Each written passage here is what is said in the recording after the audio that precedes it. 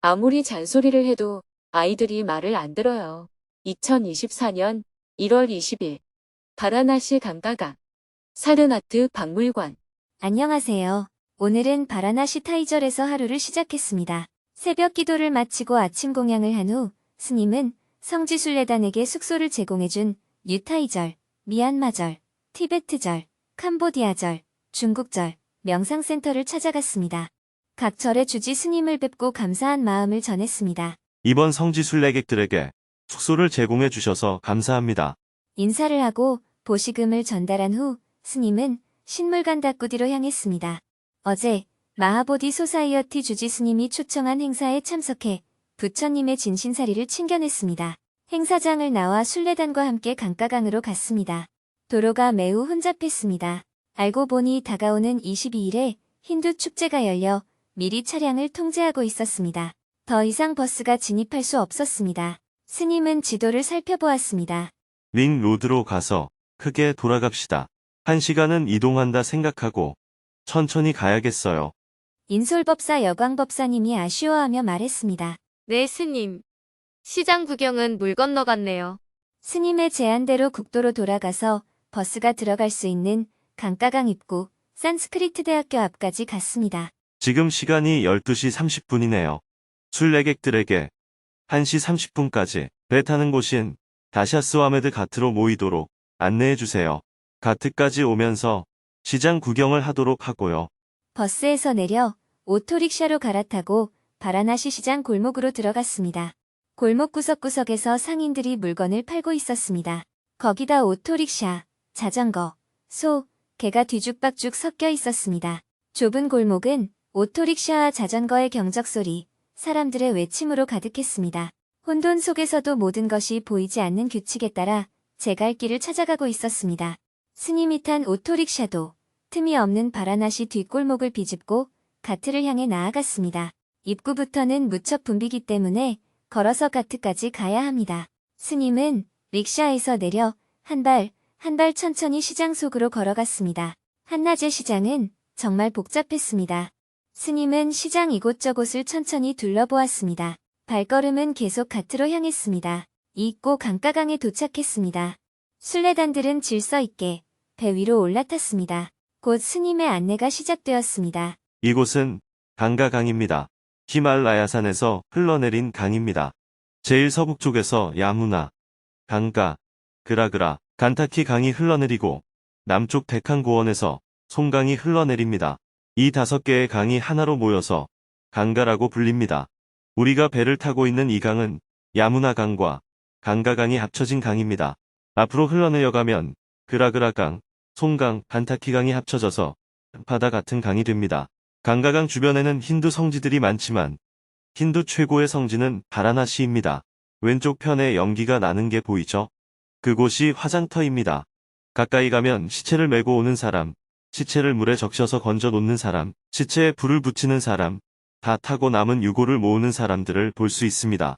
시신을 물에 적시는 이유는 인도 사람들은 강가강에 몸을 담그면 모든 죄가 없어져 천상에 간다고 믿기 때문입니다. 인도도 화장이 현대화되고 있지만 바라나시는 종교적 성지이기 때문에 전통식으로 화장을 하고 있습니다. 그러면 배를 돌려서 화장터 가까이로 가보겠습니다. 스님은 화장하는 모습을 그림 그리듯 세세하게 묘사했습니다. 시신을 옮길 때에는 대나무 2개를 사다리처럼 만들어서 그 위에 시신을 올리고 시신 위에 황금색 천을 덮습니다. 4명이 시신을 메고 옮기는데 남자들만 그 뒤를 따라옵니다. 복잡한 의식은 없습니다. 잘 사는 사람들은 시신 위에 꽃을 더 많이 올려둘 뿐입니다. 화장터에 도착하면 네모 모양으로 쌓은 장작 위에 시신을 올립니다. 시신 위에 다시 장작을 쌓습니다. 머리와 발은 드러나게 하고 나머지 몸은 장작으로 덮습니다. 시신의 입에는 쌀을 넣고 장작 밑에는 짚을 넣어 불이 붙게 합니다. 불을 붙이기 전에 머리를 깎은 상주가 시신을 한 바퀴 돌고 시신의 발에 이마를 대고 마지막 인사를 하면 화장장이가 불을 붙입니다. 다 타고 남은 재는 모두 강에 흘려보냅니다. 이때 시신을 덮었던 황금색 천은 부정 탄다고 해서 사람들이 취하지 않았습니다. 이 천을 승려들이 입었습니다. 그래서 분소이라고 합니다. 오늘은 화장터에 사람이 많네요. 이번 성지순례에 참여한 분의 시아버님도 별세하셨다고 합니다. 자, 그러면 영가를 위해서 장엄 연불과 해탈주를 하겠습니다. 모두 합장해주세요. 스님과 순례단은 화장터를 바라보며 간절한 마음으로 연불을 했습니다. 강가강 위에서 장엄연불을 하는 동안 배는 라즈가트에 정착했습니다. 배에서 내려 한결 고요해진 마음과 발걸음으로 사르나트 박물관으로 이동했습니다. 이곳은 고고학 박물관입니다. 유물을 전시한 곳이기 때문에 사진을 일절 찍을 수 없습니다. 들어가기 전에 인도 유적에 대해서 간단히 설명해 드리겠습니다. 여러분도 알다시피 인도 역사는 4500여 년 전 인더스 문명이 있었고 아리안족이 인도 대륙을 점령하면서 아리안 문명이 형성되었습니다. 부처님은 아리안 문명의 마지막 시기에 출현하셨습니다. 부처님 열반 후 마가다국의 후예들이 인도 전역을 통일했습니다. 그들을 마우리안 왕조라고 합니다. 부처님이 열반하시고 200년 후 아쇼카 왕 때 부처님의 발자취를 따라 처음으로 기념탑을 쌓기 시작했습니다. 이 기념탑이 세워지기 전에는 부처님 성지에 어떠한 흔적도 없었습니다. 마우리안 왕조가 멸망하자 쿠산 왕조가 들어섰습니다. 이 왕조에서는 아쇼카 왕 때 세운 스투파보다 더 큰 스투파를 세웠습니다.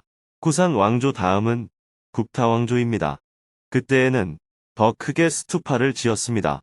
그래서 불교 유적은 마우리안, 쿠산, 굽타 시대의 것이라고 생각하면 됩니다. 사르나트 박물관에 있는 유물은 대부분 굽타 시대의 것입니다.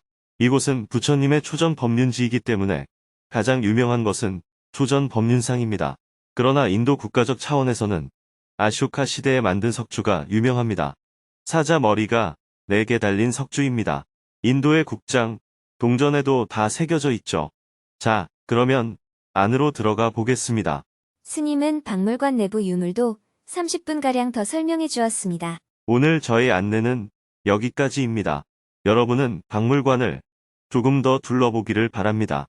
참가자들이 박물관을 더 둘러보는 동안 스님은 숙소로 가서 저녁 공양을 했습니다. 스태프들과 회의를 하고 하루를 마무리했습니다. 내일은 부처님의 첫 설법이 이루어진 사르나트에서 순례단 전체가 모여 수계식을 하고 참배, 예불을 한 후 수자타 아카데미로 출발합니다.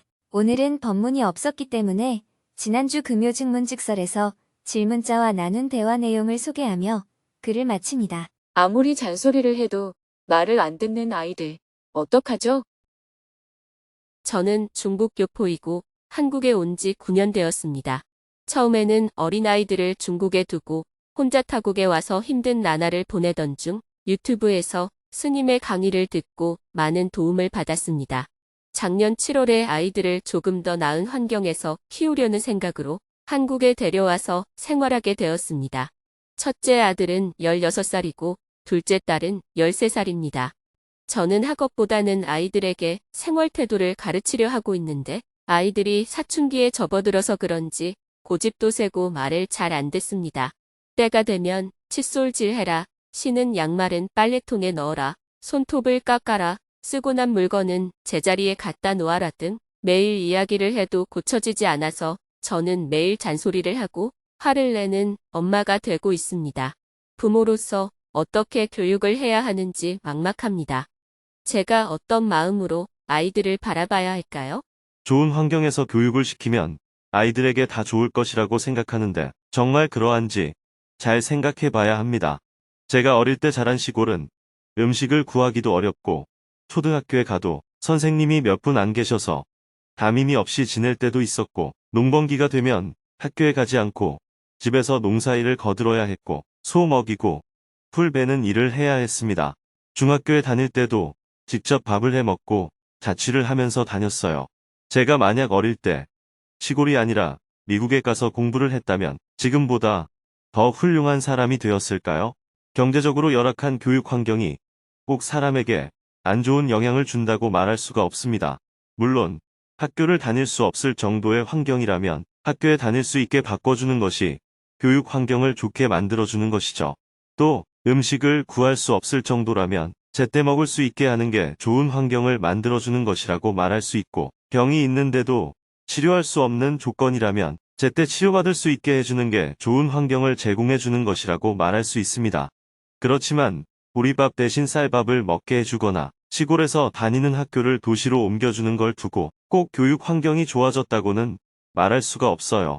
이것은 사람에 따라 다를 수 있기 때문에 어떤 환경이 그에게 더 좋을지는 미리 알 수가 없습니다. 지금 질문자의 이야기를 들어보면 아이들이 자랄 때 엄마가 옆에 있어줘야 하는데 오히려 그때는 돈에 미쳐서 돈 번다고 외국에 가버리고 아이들끼리 자라게 둔 것 같네요. 이렇게 되면 아이들의 무의식에는 세상에서 가장 귀중한 것은 돈이라는 인식이 잡히게 됩니다. 오죽 돈이 귀하면 엄마가 우리를 버리고 돈을 벌러 갔겠느냐 하는 생각이 들기 때문에 아이들도 자라서 돈밖에 모르는 사람이 됩니다. 지금처럼 중국에서 잘 적응해서 학교에 다니고 있는 아이들을 갑자기 한국에 데려오면 아이들은 적응하는 데에 어려움을 겪습니다. 시골에서 자라는 아이들을 도시로 옮겨놓기만 해도 아이들의 심리가 많이 위축됩니다.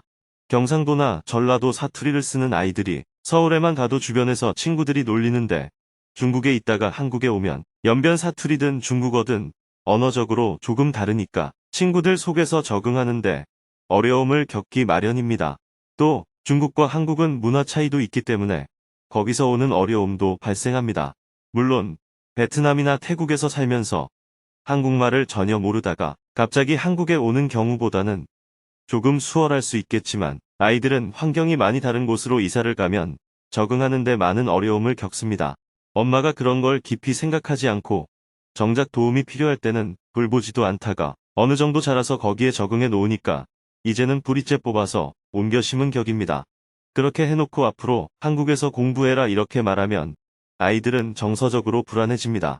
또 한국에서 학교를 다니면 요즘 아이들은 게임하는 것과 스마트폰 보는 것을 먼저 배웁니다. 한국에서 태어나서 자란 아이들도 게임을 많이 하거나 스마트폰을 많이 해서 문제가 되잖아요. 지금은 새로운 곳에 와서 정서가 불안한 상태라서 적응하기도 어려운데 이런 문화는 또 배우게 됩니다. 나쁜 건 빨리 배운다고 이런 건 또 금방 배웁니다. 한국에 오는 게 다 나쁘다고 말할 수는 없지만 열에 한두 명에게만 좋고 나머지 8, 9명에게는 안 좋은 결과가 생길 확률이 높습니다. 이런 측면에서 우선 질문자가 판단을 잘못 내렸다고 볼 수 있습니다. 지금 질문자가 중국으로 돌아가서 중국에서 아이들을 돌본 다음 아이들이 성인이 된 다음 한국으로 오는 방법이 있습니다. 그렇지 않으면 아이들은 중국에서 자라도록 하고 질문자는 재정적 지원을 하거나 자주 방문해서 돌보고 질문자의 생활은 한국에서 계속해 나가는 것도 괜찮습니다. 그런데 아이들을 한국에 데려오게 되면 아이들 입장에서는 적응하는 데 많은 어려움을 겪습니다. 그러니 아이들이 적응하기 어렵다는 걸 알고 늘 아이들 편에서 이해하고 감싸줘야 합니다. 너희들이 여기에 와서 언어도 다르고 적응하기가 어렵지 하면서 늘 따뜻하게 말해주고 감싸줘야 하는데 그러지 않고 엄마는 이 고생을 하면서 일하는데 너희는 여기까지 와서 공부도 안 하고 청소도 안 하고 이도 제대로 안 닦느냐 이렇게 말하기 때문에 지금 아이들한테는 아무런 설득력을 갖지 못합니다. 아이들한테도 물어보면 할 말이 있습니다. 속으로는 우리가 오고 싶어서 왔나? 당신이 데려오니까 왔지. 이런 생각이 있기 때문에 뭐든지 불평을 하기 마련입니다. 겉으로 말을 안 해도 엄마는 늘 자기 마음대로 한다. 우리가 어릴 때는 자기 좋다고 한국에 가더니 지금은 자기 마음대로 한국으로 데리고 와서 여기 있으라고 하고 또 이것저것 자기 마음대로 시킨다. 이렇게 생각하기 때문에 잔소리를 해봐야 아무런 효과가 없습니다. 아무리 좋은 말도 효과가 없으면 잔소리예요. 그래서 질문자는 지금 어리석은 짓을 하고 있다고 볼 수 있어요. 나쁜 의도를 가진 것은 아니지만 아주 어리석은 짓을 하고 있습니다. 아이들을 중국에 다시 돌려보내서 자기가 태어나고 자란 곳에서 마음껏 활동하고 생활하게 하든지 아니면 질문자가 너무 욕심을 내지 말고 시간 나는 대로 아이들을 돌보면서 아이들이 적응하기 어려운 점을 늘 이해하고 감싸주어야 합니다. 이를 닦을 때가 되면 이렇게 하는 건 어떻겠니 하면서 같이 이를 닦자고 제안해서 늘 같이 해야 합니다. 그냥 옆에 서서 이렇게 해라, 저렇게 해 하고 시키는 건 효과가 없습니다. 이런 측면에서 우선 질문자가 반성하는 게 좀 필요합니다. 네, 알겠습니다. 제가 마음가짐을 조금 더 넓게 가져서 아이들을 더 포용하고 잘 보살피도록 하겠습니다. 아이들은 한국에 온 지 얼마나 됐어요? 이제 6개월 정도 되었어요. 이사하고 첫 1년이 적응하기가 제일 어렵습니다. 그러니 항상 아이들에게 너희들이 갑자기 와서 적응하기 어려울 거야. 이렇게 포용해 주면서 어렵지만 그래도 잘 적응해서 공부하면 미래는 더 나을 수 있어 하고 격려해 주는 게 좋아요. 미래가 더 낫다. 이렇게 단정하는 게 아니라 더 나을 가능성이 있어 하고 격려하는 게 좋습니다. 한쪽으로는 아이들의 어려움을 잘 들어주고 보살피고 다른 한쪽으로는 잘 해나갈 수 있게 용기를 주고 격려를 해주는 게 필요합니다. 이렇게 해줘야 아이들이 적응하는 데 도움이 되는데 지금 질문자가 말하는 걸 들어보면 보나 마나 내가 이렇게 고생을 하는데 너희들은 왜 이걸 안 하느냐? 이게 다 너희를 위해서 하는 건데 너희는 왜 공부를 안 하느냐? 너희가 한국에 올 수 있는 게 얼마나 큰 복인데 그것도 모르고 공부를 안 하느냐? 이렇게 말할 거예요. 왜냐하면 자기가 고생한 것만 생각하고 아이들이 어떤 어려움을 겪고 있을지에 대해서는 생각을 안 하기 때문입니다. 그렇게 하면 아이들한테는 아무런 교육 효과가 없습니다. 네, 알겠습니다. 지금이라도 정신을 차리셔야 해요. 지금처럼 계속하면 질문자는 질문자대로 고생을 하고 아이들은 자기가 원하는 만큼 안 되기 때문에 자기는 또 실망을 하거나 배신감을 느끼게 됩니다. 결국에는 부모 자식 간의 원수가 되는 거예요. 아이들이 꼭 사춘기라서만 그런 게 아닙니다. 사춘기 때는 한국에서 자라는 아이들도 말을 안 듣습니다. 내 입장에서 보면 아이들이 말을 안 듣는 것 같지만 아이들 입장에서는 이제 스스로 어른이 되려고 하는 과정입니다. 그러니 아이들이 내 말을 안 듣고 자기 주장대로 하려는 걸 나쁘게 보면 안 돼요. 그런 시기를 보내고 있는 데다가 지금 이렇게 뿌리가 뽑혀서 새로운 곳에 옮겨졌기 때문에 사실은 심리적으로 굉장히 어려운 시기를 보내고 있습니다. 질문자 입장에서는 한국에서 이미 몇 년을 살고 있으니까 여기 적응하는 것은 별로 어렵지 않다 이렇게 말하지만 아이들 입장에서는 그렇지 않습니다. 그래서 항상 하나하나 가르쳐주고 안내해주고 못하면 다시 하고 또 못하면 또 다시 하고 이렇게 해야 합니다. 내가 운전을 할 줄 안다고 해서 처음 운전하는 사람에게 그것도 못하냐 왼쪽으로 가라니까 왜 오른쪽으로 가냐 이렇게 말하면 안 됩니다. 이미 할 줄 아는 사람에게는 그게 쉽지만 처음 하는 사람에게는 어렵습니다. 그러니 아이들이 지금 새로운 환경에 와서 적응하는데 굉장히 큰 어려움에 처해 있다는 것을 늘 명심해야 합니다. 네, 아이들을 더 많이 감싸주겠습니다. 감사합니다.